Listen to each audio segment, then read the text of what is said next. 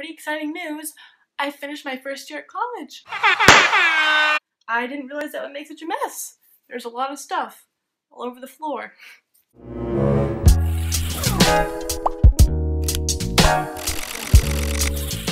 So basically over this time I've gathered a bunch of questions from messages, comments, and like other places around the web, and I figured I'd answer them so we get to know each other a little better, right? So let's dive right in.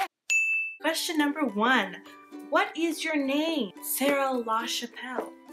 It's French. Who was your first celebrity crush? Well, like in a movie or something? Okay, so my sister and I were on our way to our grandparents, and we were sitting in the back seat of our minivan, and we had those portable DVD players. Only the 90s kids will remember. So you know how you have laptops now, we can just like put in a DVD and it plays? This was just like a CD player but for DVDs. I'm sure most of you know what I'm talking about. Please tell me you know what I'm talking about. And I remember just watching this adorable street rat talk about the girl of his dreams like she was some kind of princess. So my first celebrity crush was Aladdin. No shame. Have you seen those pecs? What is your biggest pet peeve? Oh. When people do not use their turn signal. If you're gonna put on your brakes all of a sudden and risk me crashing my white, beautiful minivan, you, sir, ma'am, or child, are a hooligan. Hooligan. Who says hooligan anymore? I do. What is the best concert you've ever been to? I gotta say, back in the 6th grade with the Cheetah Girls, that was the best night of my entire life.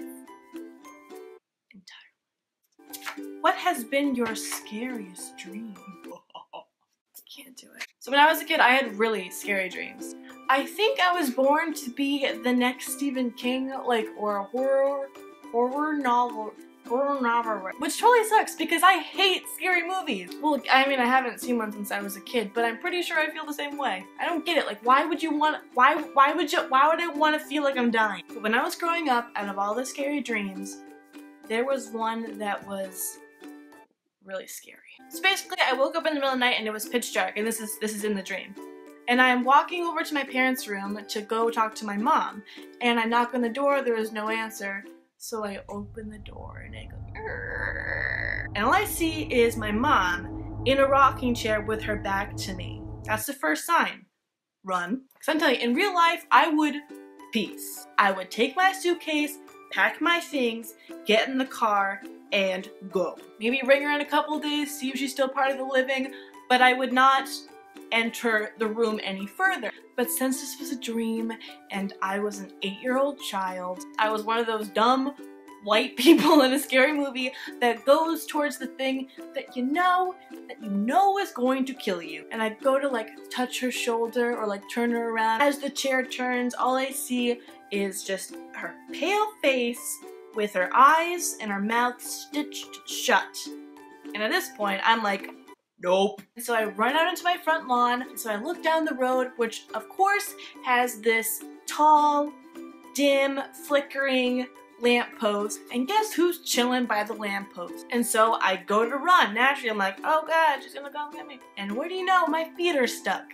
Quicksand. Quicksand. Of course, why not? Why? So anyway, I'm stuck facing Demon Mom, but she's not moving anywhere. She's like, hey, what's up, kid? Like under the flickering lamppost, just like, but now every time I blink, she gets a little bit closer, but not in like a friendly stroll, like one of those glitchy, scary movie coming at you kind of ways. So I'm like, problem solved. I just won't blink ever. In a dream, that's totally possible, except when my brain's like, nope, now you have to blink. And so I can feel my eyes just closing and closing. I'm like, no, she's gonna get me.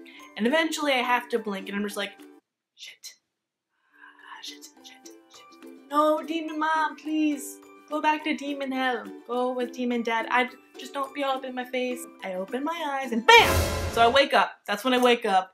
And that's when I cry. This probably makes me sound psychotic, having such terrible dreams. And my mom is such a beautiful, sweet woman. What should everyone do before they die? Get butterflies from someone and laugh so hard you either pee or cry. Either one. Preferably crying. Peeing is more embarrassing. But also peeing is funnier. You'll probably end up crying anyway. Do you prefer top or bottom? Well, you know, I tried this out in college. My roommate and I, we tried it. And I don't like bunk beds. You were the top bunk, you would hit your head on the ceiling when you woke up. You were the bottom bunk, like I was always scared that she would just fall on me and her bed and I would die. I don't know, it's too complicated. I'm sorry. I'm sorry if you really wanted to know the answer to that question. Last one, have you ever broken a bone? Yeah, well, kind of. I bent my forearm bone. See, I can't even break my bones right. I have to go ahead and bend it. So I was on the swings in elementary school with this cool guy named Eli. Eli was the kind of guy who could do like cartwheels and backflips. So he was like swinging super high and he decided, I'm gonna do a flip off the swing. So he like goes and he does like a backflip and lands on his feet perfectly. And I was like, whoa, cool, I can totally do that. So I'm pumping myself up. Literally, how you like pump a swing. Sarah, you've done somersaults at least a couple times. We got this. So this is it, final pump. And I soar. And at this time, the ground is approaching so much faster than I thought that it would.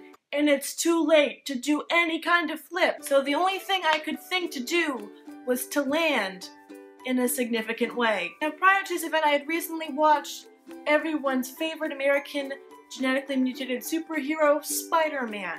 So I attempted to land like my friend Spidey. And you know like how he like crouches down but he has this like arm in front of his legs? He's like if I could do effects at all, I would just Spidey the F out of that camera.